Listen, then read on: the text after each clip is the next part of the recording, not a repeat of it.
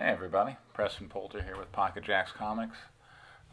There's been a lot of concern in comic book circles about the decline of your neighborhood comic retailer. And, they've been bouncing it back a bit in like the last year or so.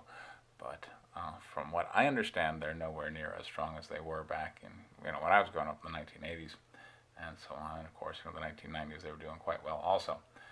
So, what I'm going to go over is kind of comic retailing and how to sell comics, because I believe a wonderful model for comic retailing and maybe eventually building up to owning a comic store is actually not to just rent out a full retail place in a strip mall somewhere, because malls have also been in decline, and in part we could say that comic book retail space has gone the way of the retail mall. That it's become about Amazon and internet distribution, and that comic book retailers have just kind of been caught in the wave of that, and perhaps. But there's a model that I'm going to talk about based on my experience doing comic shows. This is a small indie publisher out there, comic shows, hawking my own comic book. And I'm going to start renting a table at a local flea market and just selling not only my own comic, but also some other people's comics in order to maximize my revenue. Now, that'll also work at comic shows, provided not Artist Alley. And a lot of shows I'm doing, I'm in Artist Alley.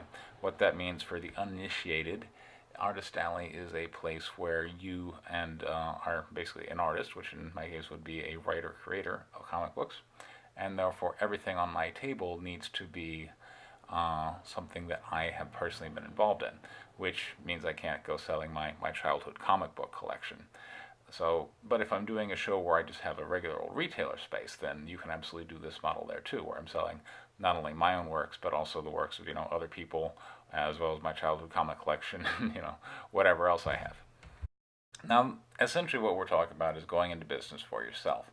And whenever you're going into business for yourself, you're going to be taking on some risk. In this particular case, you have to acquire some products, so you have to invest some money, and then you're going to be renting out a space. Now, the space I'm going to be renting, I believe, we'll find out tomorrow, but a table at my local flea market is going to be $60 for a weekend of Thursday, Friday, Saturday, Sunday, and so my total risk is going to be fairly small, and that's what I like about it, as opposed to, if you were to go into the comic retailing business and you rent out a space in a strip mall or something, well, that could be few $1,000s, and you probably sign a lease on it, so you'd be on the hook for a few $1,000s for a year. Kind of icky. So this is the whole charm of this approach, is it's small scale.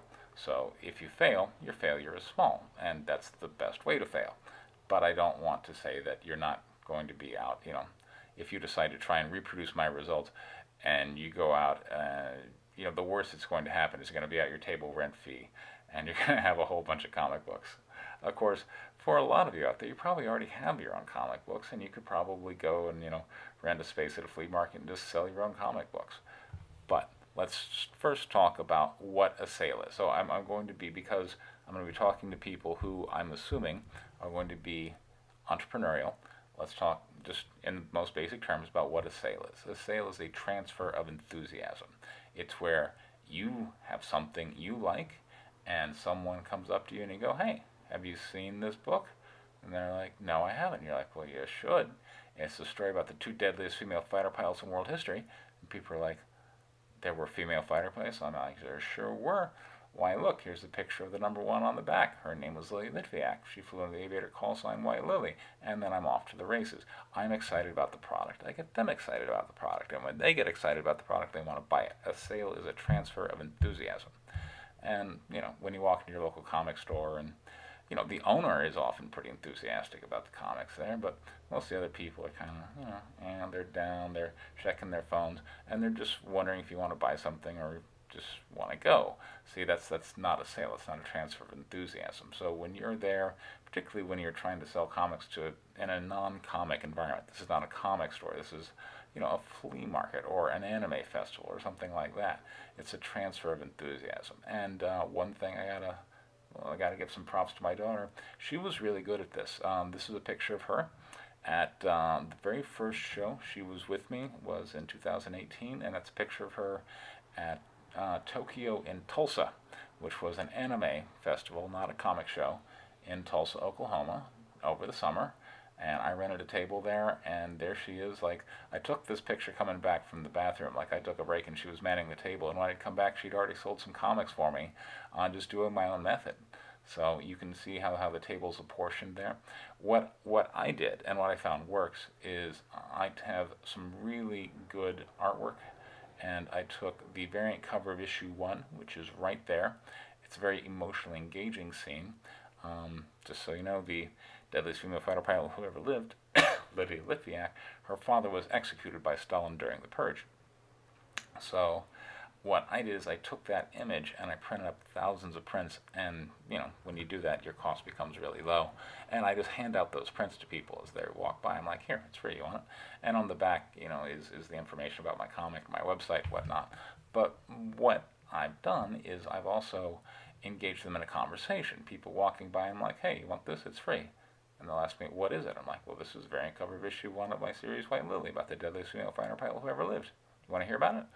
And they'll typically go yes, and then boom, I've now got an entry into a conversation, and they, often I will take people from just walking by my table to buying my comic book. That is a successful sale, the transfer of enthusiasm. It works. As you can see from that image, I don't have any kind of displays. I've just taken my prints and my comics and I've just slapped them out there on the table, and I'm selling, and that works just fine. But you can obviously turn more of a profit if you were more efficient in your use of space. And in order to do that, you need to take a trip. What I did is go down to the Container Store. You don't really need to get all fancy with it. Just act like you're outfitting a dorm or something. Now, I did order a literature rack, because that's a great thing to put comic books in, and one that would sit on a desk. It hasn't arrived yet, but because I did want, something a little more sophisticated than what I did in Tokyo and Tulsa, I went down to the Container Store, and here's what I ended up with. Take a look. So those are large stacking shelves, and on the top left there, that's actually a dish rack that has some spacers in it.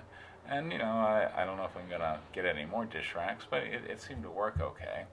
But those nice large, the fact that they're stacking means you can nicely collapse them and transport them in your car, which is awfully handy. You want something that's going to be compact, because the name of the game is space efficiency, not only in your retail space, but in your vehicle going to and fro.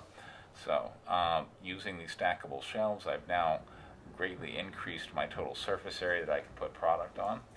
And then in the top left, I got that nice rack, and as you can also tell, I picked up some easels, some little plastic easels there, and I put my own comic, because I'm rather preferential to my own comic. So that's White Lily issues 1 and 2, open to interior pages so people can see. And I try and engage people in the story and point to images in the comic, and the more involved you get, the more likely you are to sell the product.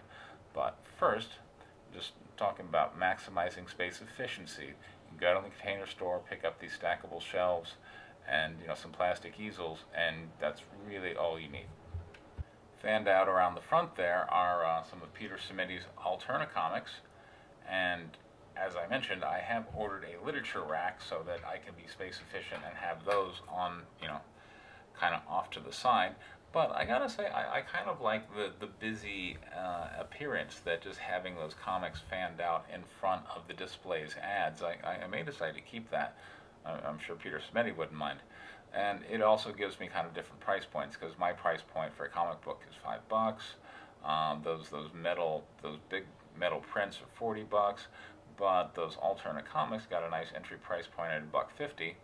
And it also helps me fill in holes in my product line, because let's face it, when I only have 2 comic books that are out of the same series, I don't really have a product line. I have nothing but holes. So filling that in with other people's merchandise allows me to now greatly expand my product offering. And when someone's walking by and they've got a young little 6 or 8-year-old, I can be like, oh hey, how about this graphic novel / coloring book Psycho Co. I think you'll love it, and at a nice low entry price point, it's something you can easily sell to kids. So that is what I'm going to be testing out tomorrow. I will let you guys know how it goes. Take care, and again, this is Preston Poulter with Pocket Jacks Comics.